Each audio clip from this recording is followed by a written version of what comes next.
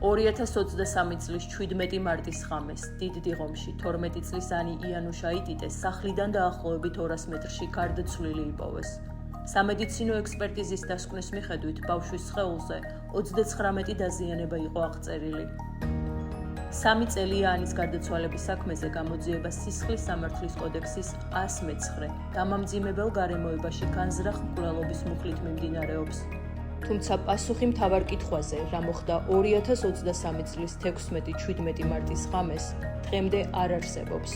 ვინ არის პასუხისმგებელი 12 წლის გოგოს სიკვდილზე, რატომ ვერ მივიდა გამოძიება კონკრეტულ შედეგამდე და რატომ ვერ დადგინდა სიმართლე 3 წლის განმავლობაში. პასუხებს დღემდე ელოდება ანის ოჯახიც. ძალიან მძიმეა ჩემთვის ამ სიტუაციაში ამ თემებზე საუბარი, მაგრამ 3 წელი და 2 თვეა ვეძებ სამართალს, ვეძებ სიმართლეს და რაც არ უნდა პარადოქსული იყოს, ვართ ისევ იმ ადგილზე, როგორც იყო 17 მარტს გამოძიება. გამოძიება მიდის 109 მუხლით, ეს არის განზრახ მკვლელობა, არასრულწლოვანის, ჯერჯერობით არ გვყავს დამნაშავე. ვერ მოიძებნა ის პირი, არ გვყავს ეჭვმიტანილი და არ გვაქვს არაფერი ხელზე. ვართ ისევ იმ საწყის ეტაპზე, აი უკვე მცხვენია ამაზე საუბარი, რომ ვართ ისევ იმ ადგილზე, რომელ ადგილზეც ვიყავით 16 მარტს. ეს არის სირცხვილი, ეს არის საგამოძიებო უწყებების სირცხვილი, ეს არის ზოგადად სახელმწიფოს სირცხვილი, რომ სახელმწიფოში მოკლეს 12 წლის ბავშვი, მოკლეს ძალადობრივად. ამას ისევ გავმეორდები, რომ ჩემი შვილი მოკლეს და არანაირი სუპის გადაცდენა არ ყოფილა და შედეგი გვაქვს 0 გამოძიების კუთხით.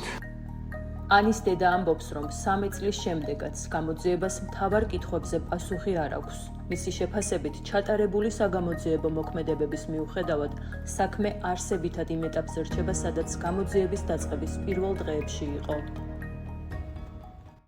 მე მაინც ვთვლი, რომ აი სასამართლო გქონდა ახლა ჩვენ 2 დღის წინ, სადაც გამართლდა ექსპერტი, რომელიც იღებდა ამ საქმეში მონაწილეობას იმ ღამეს და ის თვლის, რომ ის არის მსხვერპლი ამ საქმის, თუმცა მე პირიქით ვთვლი, მე და ჩემი მეუღლე და ზოგადად ოჯახი პირიქით ვთვლით, გამოიწვია იმან, რომ მისივე სიტყვებით გამომძიებელი ურეკავდა ღამე რა იყო მიზეზი გარდაცვალების და პასუხი იყო, რომ გარდაცვალების მიზეზი იყო გადაცდენა სასუნთ გზებში, ანუ ასფიქსია. გადაცდენით ჩემ შვილს 2 საათის შემდგომ ადრეც თქვი ეთერში არ გადაგწდება ის რაც ჭამე 2 საათის წინ და ეს იყო ჩვეულებრივი მკვლელობა იყო მოხრჩობით, ბავშვს აქვს ეს დაზიანებები, ტანზე შესაბამისი ეტყობა 39 დაზიანება გადაცდენით არ მოუვა ადამიანს, ის დაეცემა. ნაკაწრებიც ჰქონდა სხეულზე. კი, აი ცხვირზეც ჰქონდა ამ ადგილზე ესეთი ცხვირის დამხშობი ნაკაწრი, რომელიც ფრჩხილებისგან წარმოიშვა. და ამდენ დაზიანებას ფიზიკურად ვერ მიიღებს ადამიანი, უბრალოდ ადამიანი ამ დროს იხშობა, ეცემა ადგილზე და მთავრდება იქ ყველაფერი და თურმე ჩემი შვილი უგონოდ დარბოდა 50-60 მეტრი გაირბინა, თუ გონზე არ იყო მანდ წვრილი შესასვლელი არის, გადასაძრომია, იმ გადასაძრომში თურმე გადაძრა და ასე შემდეგ. ბავშვი არის იქ იძულებით შეყვანილი. ალბათ უნდა რაღაც გარყვნილი ქმედებების ჩატარება, ეს ქმედებები მან ვერ მოასწრო, სავარაუდოდ კამერაში მოჩანს რამოდენიმე პირი, რომელიც ჩამოდის, მაგზას გადის და იმათ ხმაზე ბავშვს რომ არ ეყვირა, მან დაუხშა მას ცხვირი პირი და უჟანგბადობის გამო დაემართა, მერე ასფიქსია იწყება ამ დროს, მოდის ღებინება და უბრალოდ ჩააკვდა ხელში და მიიმალა ადგილიდან. ეს არის ვერსია, ეს არის სიმართლე, ეს არის ვერსია, ასე იყო და სხვა ვერსია აქ არ არსებობს. ეს იყო ასე. 12 წლის გოგონას ოჯახი ამბობს, რომ ბავშვის საეჭვო ვითარებაში გარდაცვალების საქმეზე გამოძიება საწყის ეტაპზევე განსაკუთრებით ბევრი ხარვეზით წარიმართა. ანუ მე ვთვლი მაინც, რომ გადავეციო გამომძიებელსა, რომელიც 6-ჯერ ეკავდა, მაგ ღამეს გამომძიებელი იყო ტუხაშვილი, დაურეკა 6-ჯერ, მიზეზი რა არის? მიზეზი არისო გადაცდენაო და ტუხაშვილიც წავიდა მაგზით, რომ ბავშვი დაიხჩო თავისით.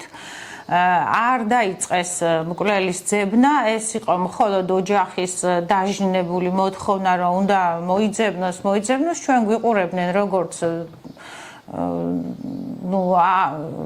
შეშლილ მშობლებს და არანაირ ძებნაზე არ იყო საუბარი. პირიქით ეძებდნენ ვითომღა პირნაღებინებ მასებს. მერე წავიდა იქ ტყუილები, რადგანაც გაიჩეხა ის ტერიტორია, უკვე წავიდა იქ ტყუილები, რომ ვითომ ხედავდით როგორ აღებინებდა კამერაშიო, ეს არის სრული მტკნარი სიცრუეა. ამას ამბობს დაკითხულია ახლა ეს პირი გამგებელი ამბობს, რომ მე ვნახეო, ასე თქვა ერთ-ერთმა ვინც მოისმინა ეს ამბავი და აი ესეთი ლეგენდა შეიქმნა, რომ ვითომ ბავშვი აღებინებდა. არც ეგ არ არის კამერაზე, რომ ბავშვი აღებინებდა, არც ის არ არის კამერაზე, იმიტომ რომ ეგ მონაკვეთი არის ბნელი კამერებისთვის, არაფერს არ იჭერს ეგ ადგილი და ამიტომ მათთვისაც უფრო მარტივი იყო ეს საქმე ასე მარტივად დაეხურათ, რომ ვითომ ბავშვი გადაცდენით არის დაღუპული. რაც არის მტკნარი სიცრუე, ჩემი შვილი არის მოკლული, ვეძებ სამართალს და ვერ პოულობ სამართალს. კამერები რამდენად მალე იქნა ამოღებული? კამერები ამოიღეს მალევე, ასევე ჩვენ ოჯახმაც ჩამოვიარეთ კამერებთან დაკავშირებით, სად იყო გარშემო კამერები. ბავშვი ჯერ კიდე სახლში ყავდა, ჩვენ ამ საქმეებით ვიყავით დაკავებულები, თუმცა არ მეგონა თუ ამდენად ღრმად მოგვიწევდა ჩვენ საგამოძიებო პროცესებში ჩართვა და ამოიღეს კამერები.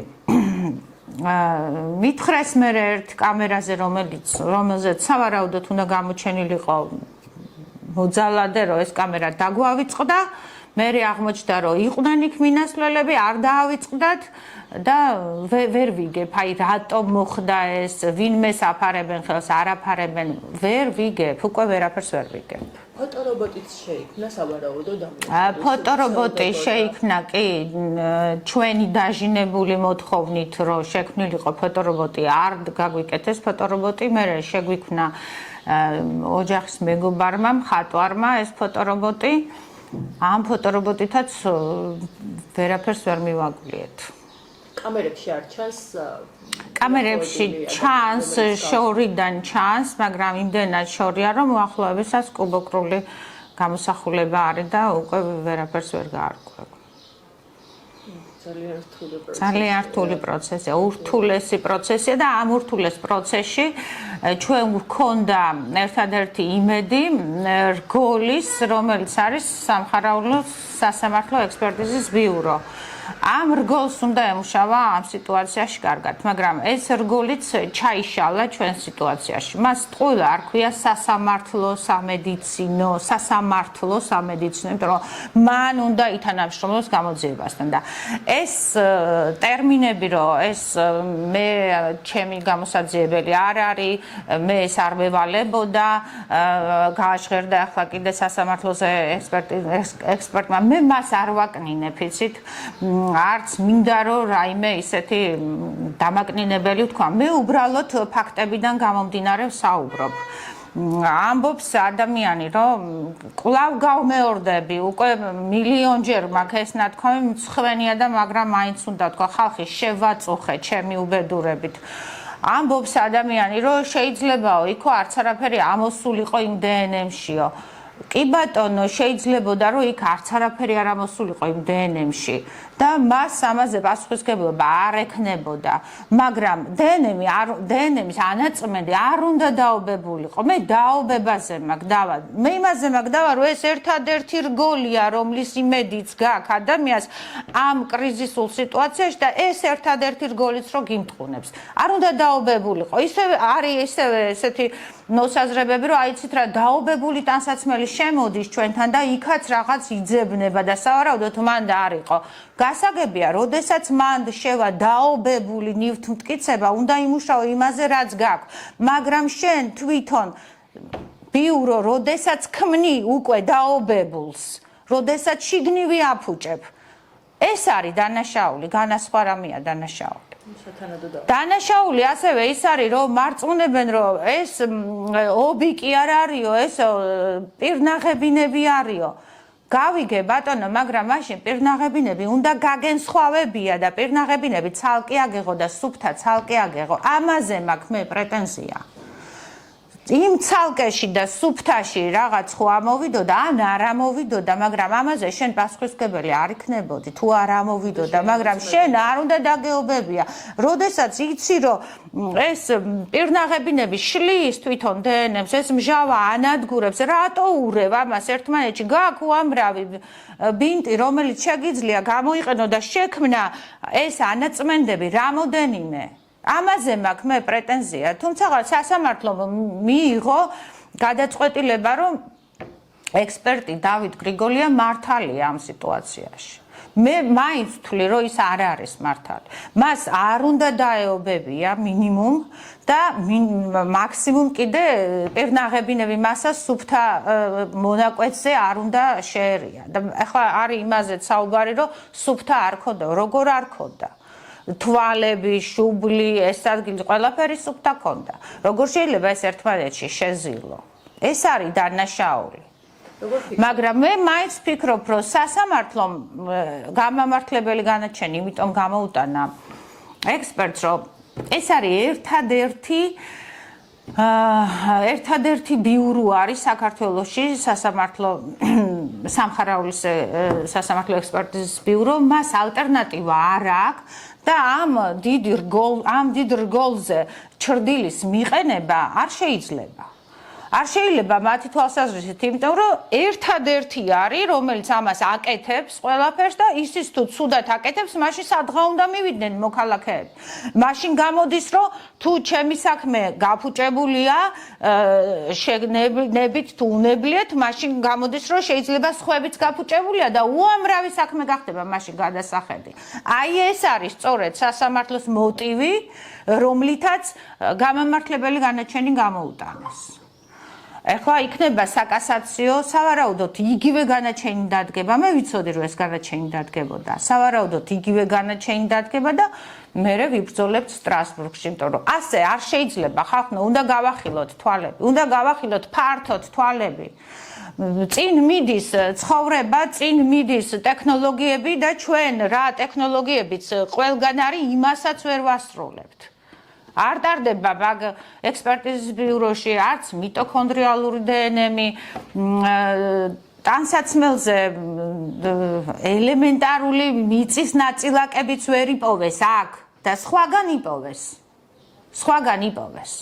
ასევე მინდა ვთქვა, რომ არ თქვან მე რომ აი არ ვიცოდი თუ მშრალი არ იყო ჩვენ საშრობი აპარატი არა გვაქვს.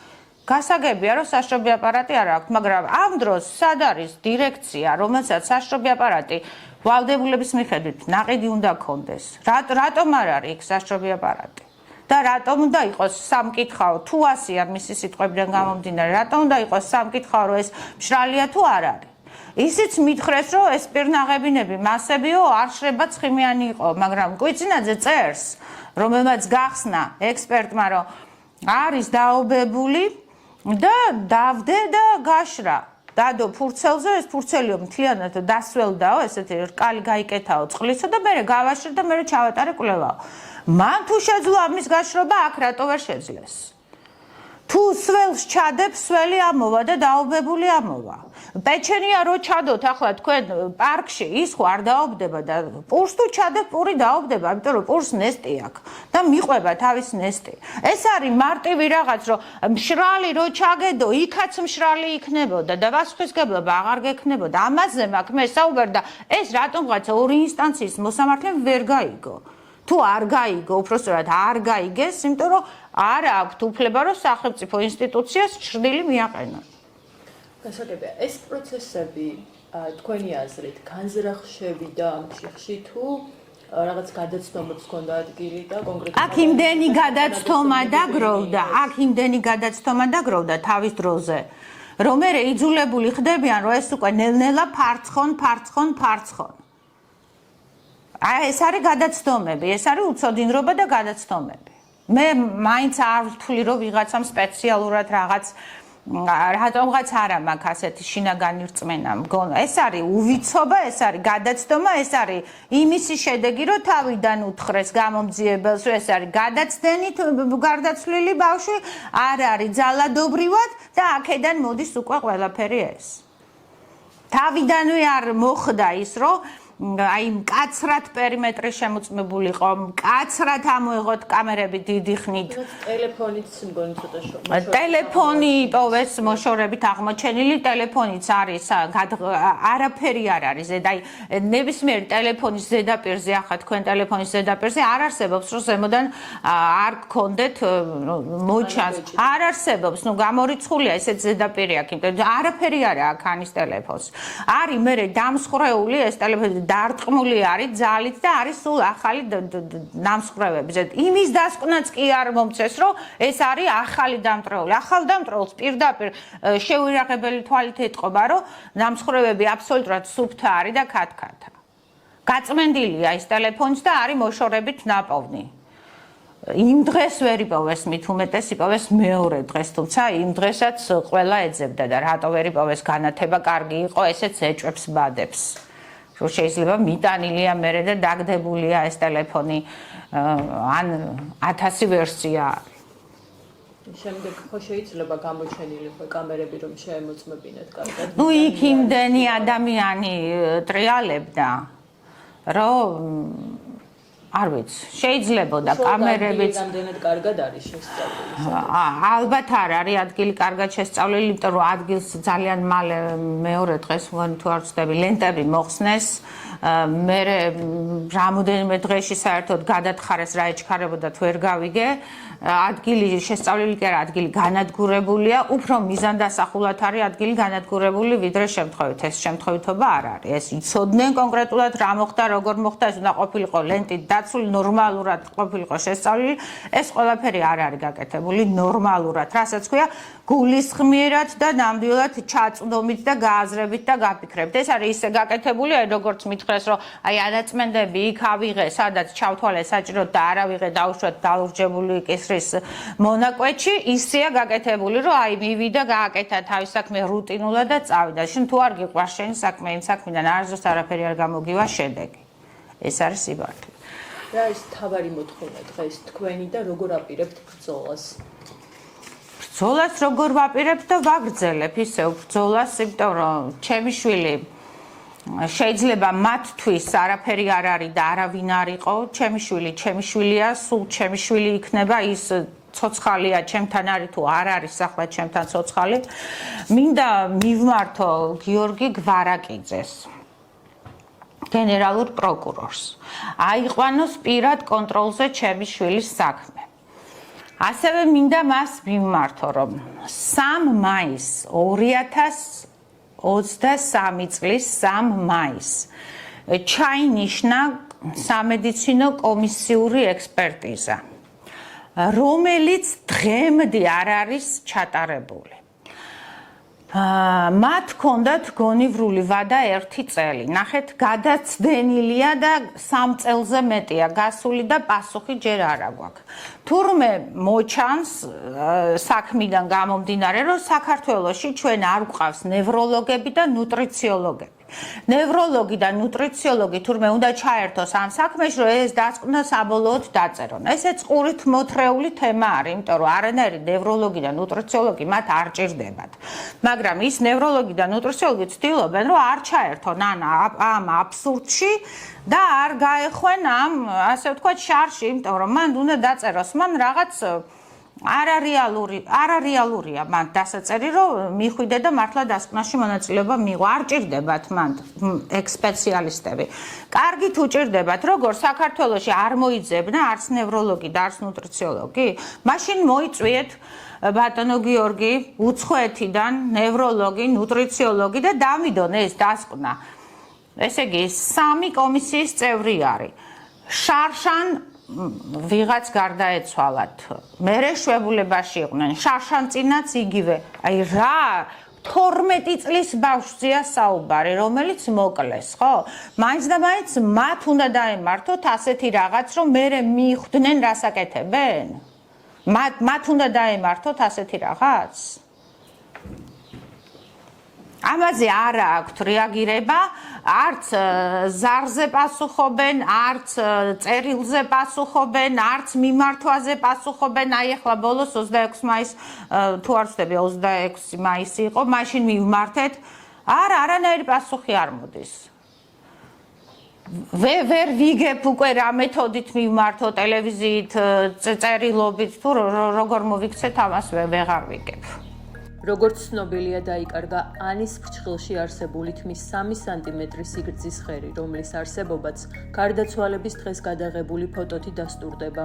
მივმართავ საქართველოს გენერალურ პროკურორს ბატონ გიორგი გვარაკიძეს. სახელმწიფო სტრუქტურების ბრალი არის თმის ღერის დაკარგვა ჩემი შვილის ფრჩხილიდან და გთხოვთ მოიკულიოთ და მისცეთ პასუხისგებაში ის პირი, ვინც იყო ადგილზე ვალდებული ეს გაეკონტროლებინა. 12 წლის ანის დედა ნატო ხუტაშვილი ამბობს, რომ ბოლო 3 წლის განმავლობაში არაერთ უწყებას მიმართა. მისი განცხადებით, ოჯახის ერთადერთი მიზანია გამოძიებამ დაადგინოს ყველა გარემოება. სამხარაულის სასამართლო ექსპერტიზის ბიუროს დირექტორს მივმართო, ბატონ გიორგი მურვანიძეს. გთხოვთ, თქვენ აიყვანეთ პირად კონტროლზე, რა ხდება თქვენ ბიუროში ისეთი, რომ აი 3 წლის მანძილზე ვერ დაწერა რეზო ლომთათიძე, ზურაბ გრიგალაშვილმა და გია ცინცაძემ კომისიური დასკვნა. რა უშლით ამ ხალხს ხელს და მე რა პერიოდი მაქვს ვალდებულების თმენის, რომ მათ კონდეთ კეთილი ნება, რომ დამიწერონ ეს დასკვნა და ვიცოდე რა, როგორ გავაგრძელო საქმე. აი ვთხოვ, დირექტორს ვთხოვ, მეტი რა გავაკეთო. ვეღარ ვიგებ უკვე ვის მივმართო მეტად. ჩვენ გუშინ მოგმართეს ტრიბუნიდან, რომ ჩვენ უნდა ვიქონიოთ მოთმინება, ხელი არ შეუშალოთ საგამოძიებო უწყებებს, ვინაიდან მათ ჩვენი ქმედებებით ხელი ეშლებათ და ისინი ფერხდებიან რაღაცის კვლევებში. მეც მინდა მოგმართოთ ყველას ღმერთმა არ გამოგაცდევიოთ ეს მდგომარეობა, რაშიც ჩვენ ვართ. ჩვენ არ გვაკლია არც მოთმინება, არც დაგვიკლია ხელშეწყობა საგამოძიებო უწყებისთვის, რომ არა ჩვენ ბევრი რამე კიდე გარკვეული არ იქნებოდა. და ჩვენ არ ვართ იმის ღირსი, რომ ასე მოგმართონ, რომ მოითბინეთ, დაგველოდეთ, ხელი არ შეგვიშალოთ. ჩვენ ხელს კი არ გიშლით, ჩვენ გეხმარებით და უმეტესი, რაც ჩემ საქმეში არის გაკეთებული და მოკვლეული, არის ჩემი მოკვლეული, ჩემი ოჯახის მოკვლეული, ჩემი მეუღლის მოკვლეული და ამიტომ ყველას გმართებთ დაფიქრება, როდესაც დაზარალებულებს, შვილმკვდარ ოჯახებს ასეთ რაღაცას ეუბნებით, ღმერთმა არ გამოგაცდევიოთ, მაგრამ არავინ არ იცის ეს ვის კარზე დააკაკუნებს. ამიტომ უმჯობესია და უკეთესია ხელშეწყობა გქონდეს ჩვენ, დახმარება გქონდეს ჩვენ და ჩვენ არ უნდა გავხდეთ ამ სახელმწიფოში, იმ ზომაზე არ უნდა მივიდეთ, რომ ჩვენ დავდგეთ, კარდაკარ ვიყვიროთ, დაგვეხმარეთ. მეც მივმართავ ქალბატონ ეკატერინე ხვედელიძეს. 4 შვილი ყავს და მე 2 შვილი მყავდა. ერთი მათგანით მე წამერთვა. გთხოვთ მეც დამეხმარეთ, როგორც ქალბატონ ეკას დაეხმარეთ. იმიტომ რომ კარდაკარ დადის, წვალობს ადამიანი და ჩვენ სიმართლეს ვერ ვაკვლევთ. გთხოვთ ქალბატონო ეკატერინე, დაგვეხმარეთ, გადმოგხედეთ, აიყვანეთ ანის საქმეს პირად კონტროლზე და ნახეთ რა გარღვევებია, რა მოხდა, რა არ გაკეთდა და იქნებ თქვენი დახმარებით რაღაც შედეგამდე გავიდეთ.